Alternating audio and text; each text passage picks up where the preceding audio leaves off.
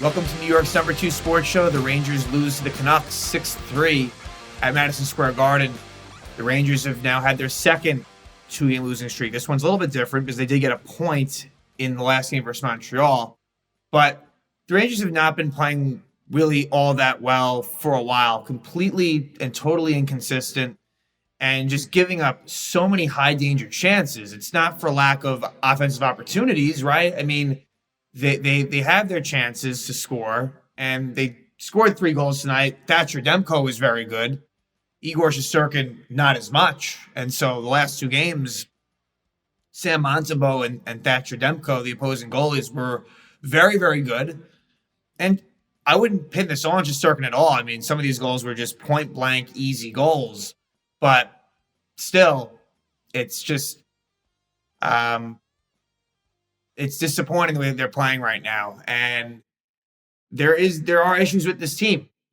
There are many issues with this team. Really, the only line that it feels like is generating really any real offensive chances, and that's not to say that line doesn't have its shortcomings defensively, is the Trocheck line with Panarin and Lafreniere.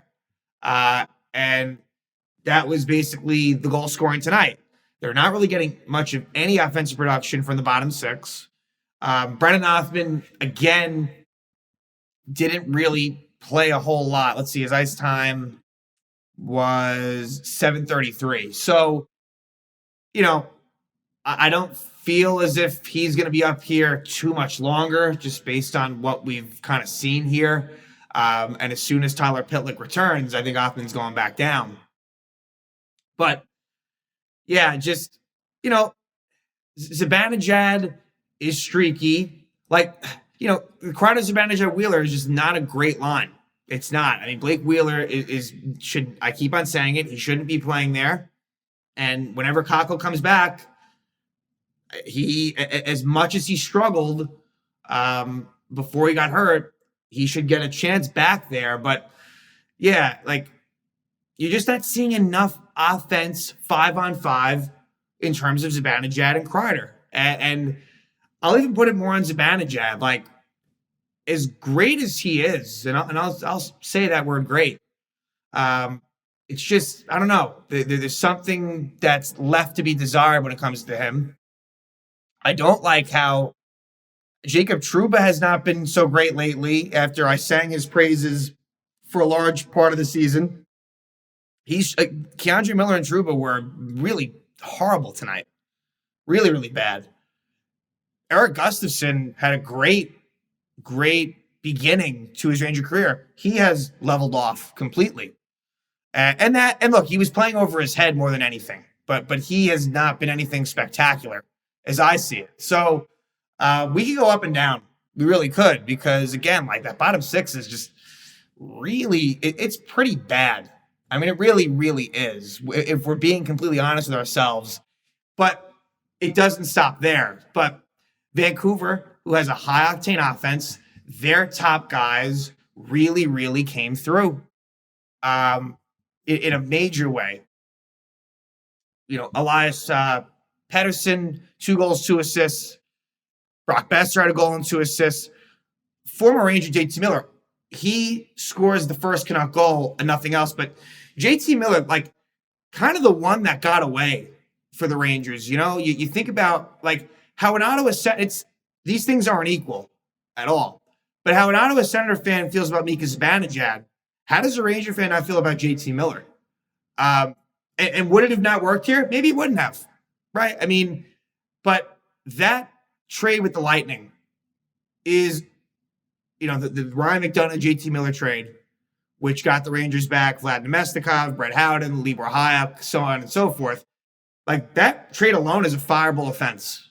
Jeff Gorton, that trade alone is horrendous. Now, the interesting thing is that Miller didn't really flourish so much with the Lightning. He actually did in the year that he was traded to Tampa, but then the year after that, he wasn't so great. He really wasn't. And then once he went to Vancouver, he took off. So, look, does he have his faults? Yes. But, I mean, that's one where that's one of the better Ranger draft picks in recent memory, and a lot of that success, most of it, is not with the Rangers. But, Thatcher Demko versus Igor Shesterkin, Demko outperformed Igor. And, I thought Igor was kind of turning a corner. But then, there's been some struggles. And honestly, when I evaluate this game, I don't put it on him. You wish you could make a big save more so than anything. It's not as if the Canucks had a boatload of opportunities, but the ones they did have were really, really good. And that's been a problem with the Rangers in recent years when things have gone wrong, is just the whole team defense collapses. Sloppy line changes, bad, missing defensive assignments, and it blew up in their face. So, the Rangers did get what they deserved, and the fans were not happy with what was going on in this game. So the Rangers do take the lead in this one. In fact, there was only a couple of penalties in this, only 2 penalties in this game, both by Vancouver. The Rangers do score. Ryan Lindgren was tripped at 2:16. And then Vincent Trocheck scores his 11th goal of the season, power play goal, from Zibanejad and Panarin. So off to a good start. But less than a minute after, as Joe Tollison, the PA announcer, is reading off the Trocheck goal to the fans, JT Miller scores. So it's his 19th goal of the season from Pettersson and Besser. And just like that, it's 1-1. And then at 6:45, Nils Höglander scores his 11th from Amon and Lafferty. So 2-1 Vancouver. And it would stay that way for a while. This goal right here was a tough one because it scored at 19:44. Brock Besser, his 25th goal of the year from Pettersson and Quinn Hughes. So that, to me, has been a little bit of an issue lately as well with these sort of late, end of period late goals. The Rangers, when they were playing well, everything was so efficient. They were just doing, for a while, they were playing the right way and the results were coming. Then what happened was they weren't so much playing the right way, but the results were still coming. And that was just a precursor for some bad shit to happen. So 3-1 Canucks. We go to the second. Rangers do cut it to 1. It's a goal by Artemi Panarin, so he continues to score goals. His 26th goal of the year from Lafreniere. So now it's 3-2. But at 15:33, a really, really great goal by Pettersson. His 18th goal of the season, assisted by Bluger and Hronek. So 4-2 Canucks. And then another real backbreaker is Höglander scores again. So at 16:47 of the second, Höglander, his 12th goal of the season from Suter and Hronek. So now it is 5-2 Canucks going to the third. So you're not feeling too good about that going to the third. However, the Rangers do score early in the period. It's Trocheck, his 2nd goal of the game, 12th of the season from Lafreniere. At 3:36, it's 5-3. And the Rangers, there was a chance by Chris Kreider that went off of Demko's glove and I think off the top of the net or the crossbar. And then Hronek at 9:18 slashes Lafreniere. I thought Lafreniere was really good in this game. I mean, that line was. Offensively, at least they were. Trocheck, Panarin, Lafreniere. So Lafreniere draws the penalty, and the Rangers power play, a big chance to make it a one-goal game. They don't get it done, right? That was not a great power play. And then eventually, the Canucks get an empty net goal. It's Pettersson who scores it, his 2nd of the night, 19th of the season, from Besser and Tyler Myers. So the Canucks win by a final score of 6-3. So, Rangers won in Vancouver in overtime, right? So in terms of, they technically by points lost the season series. Not that matters because, I still want to keep the streak, and that wasn't in play here, of the Rangers at least getting 1 win versus each team they play. But that, again, Vancouver's good. Vancouver, offensively, they're good. This could be a dangerous team in the West.